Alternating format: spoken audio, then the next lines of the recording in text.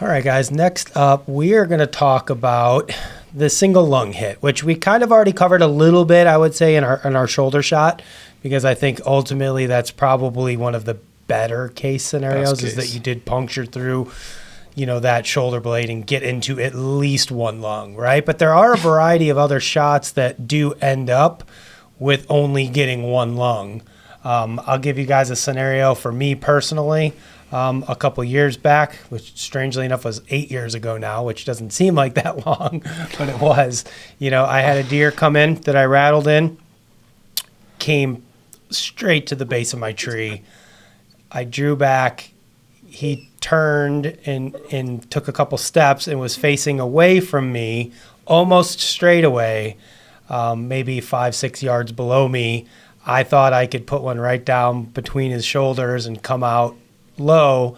Unfortunately, I hit a little bit further forward than I wanted to, so it kind of went in top of the shoulder, came clean through that right side, took out that right side lung, exited kind of base of the neck, and that one was an interesting track job. We ended up finding that deer the next day after we had jumped it up the day of the shot. Had good lung blood, good trail. We took up the trail probably earlier than we should have, not realizing that it was a single lung.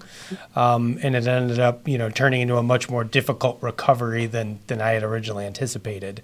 So those ones, at least for me, Todd, I think, and for a lot of people, could probably be deceiving because the sign that you get indicates lung, right? Typically bright red blood, bubbles in the blood, everything may look good.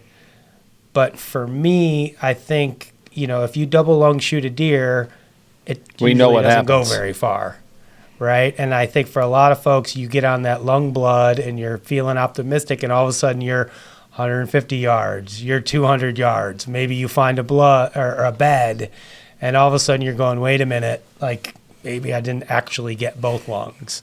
In your experience, John, what is your, experience with those single lung hits?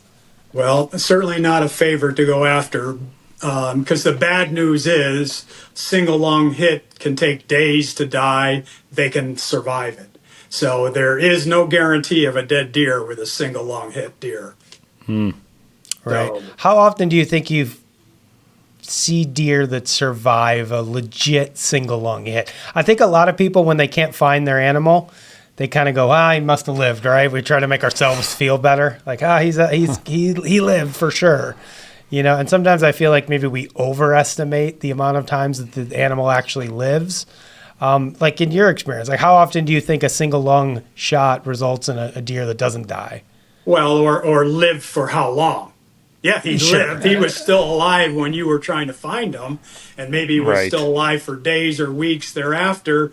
Did he finally die, weeks later over the winter, during the winter time? Let's face it, plenty of non-wounded deer die over the winter time. So if you're that much more stressed and weakened, stands to reason that, over months or whatever, that some of them probably makes succumb sense. to Totally. it. But I know for a fact that there's plenty of them that live, through the year. So on a single lung shot deer, do you think it's better to wait and let them go bed down and hopefully they, succumb that way? Or is it better to push them and keep that blood flowing so that it doesn't clot up? Well, I think initially you're good to leave some amount of time before you go after them, but then it's kind of a loaded question. What I'm going to maybe do with the advantage of the dog might be different than what somebody that doesn't have access to a dog will do. It's always nice to say, well, okay, you push it, keep the blood flowing, but if you can't trail them, how are you going to do that? If nothing, is leaking to the ground, and often there isn't with a single lung hit, because as you alluded to, there's a variety of ways you can achieve a single lung hit, whether it's because you did hit bone or punch through the shoulder and you're penetration was minimal. The movement of the animal, the penetration wasn't what it was supposed to be. Relative, he twists, and the quartering away is quite steep, and so you only pick up one long. Elevated shots coming down, you only pick up one long. So there's there's a handful of I remember ways one you can with you, shoot. Todd. Well, I mean, as long as we're talking, thanks, I remember Justin. you shooting one, and it was similar to mine, right? It was kind of straight down almost. It was over here, Yes. not too far away. And I remember, man, the blood at first. It was amazing. It was amazing. It was like it was spraying everywhere, and it went from like bloodbath to nothing in 100 yards or 150 yards. And we were just amazed, like in a standing cornfield, that we couldn't find blood. And unfortunately, I think we never recovered that one. It was a long time ago. So the statute of limitations is passed. We're allowed to talk about it. That was a high hit angle down. That was a high hit angle down, yeah. Yes. Well, and again, looking back on it, I shouldn't have took that shot. Looking back on it, again, you live and you learn, but there's no doubt it was too much. You always think you can make the shot when you take it. I know. Right? And I think a lot of us learn through those types of experiences. Unfortunately, it takes having to learn the hard way sometimes of what you can and cannot actually get away with out there.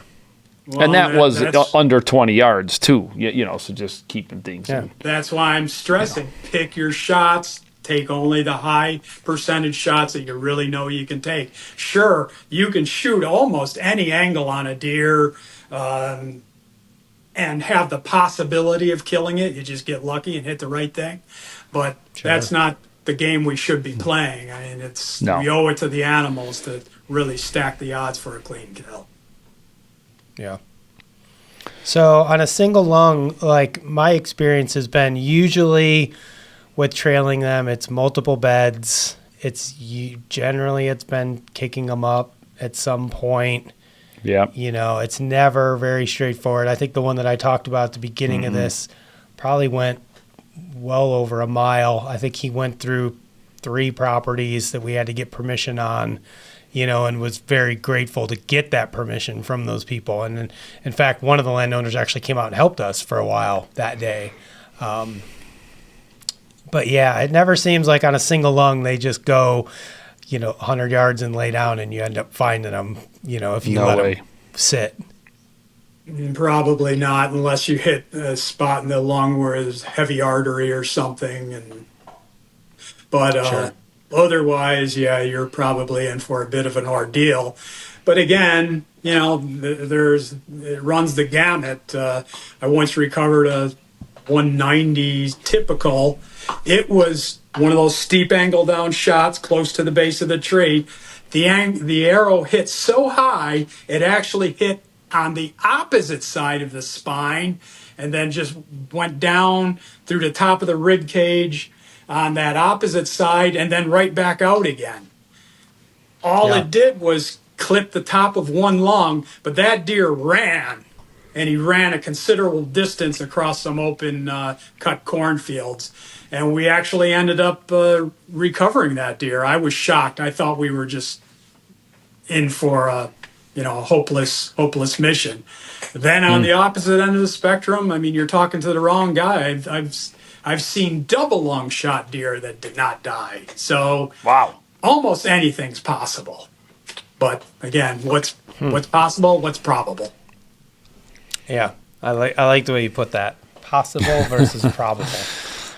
So yeah, there's all sorts of crazy things that can happen out there. But I think the takeaway from this one is the same as the rest of the shots we've been talking about. Just try to make better shots. And I get it. It's easy to say. It's easy for us to sit here in the studio right now and preach about taking better shots when we both have taken shots that we know we probably shouldn't have taken. So I think if anything else, we could just stress to everybody who watches or listens to this that think twice before you pull that trigger, right? Make sure you are absolutely doing the right thing and that you're confident, and err on the side of caution. I feel like if you were to draw a line down the middle of what you should and shouldn't do, most people tend to err on the side of risking it a little bit, and then you live to cry about it later. Yeah. Yep. And I guess going along with that, not to necessarily tout the dog service, but a lot of those scenarios, when they do stop bleeding, it's still a possibility with the dog. Whereas without the dog, you're basically going to be reduced to blind searching or grid searching. Yeah. Yeah. Which in my experience has a relatively low likelihood of success. Yeah. I've been on plenty of them that have come up empty-handed. Well, yeah. the bad You're always news with wishful a thinking, grid though. search or a blind search is you don't even know if you're looking in the right area. The deer could have taken a turn, could have doubled back. Yeah. You could be searching long ways from where the carcass actually is, if there is a carcass. Yeah.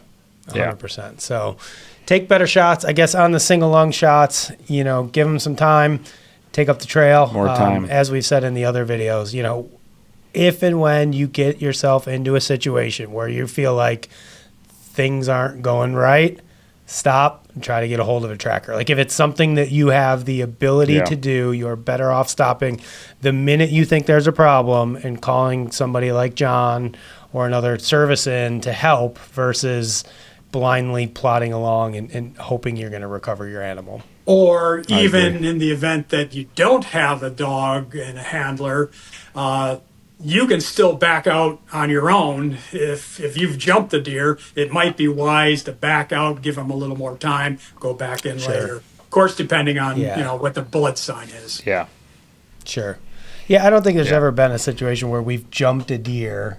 Maybe one where we knew the hit maybe wasn't even a lethal hit, and it was like, let's keep pushing to see if we can get close enough for a second shot type of thing. But most of the time when we jump one, it's like, all right, it's immediately like we're out of there because we don't want to push it any farther than we have to.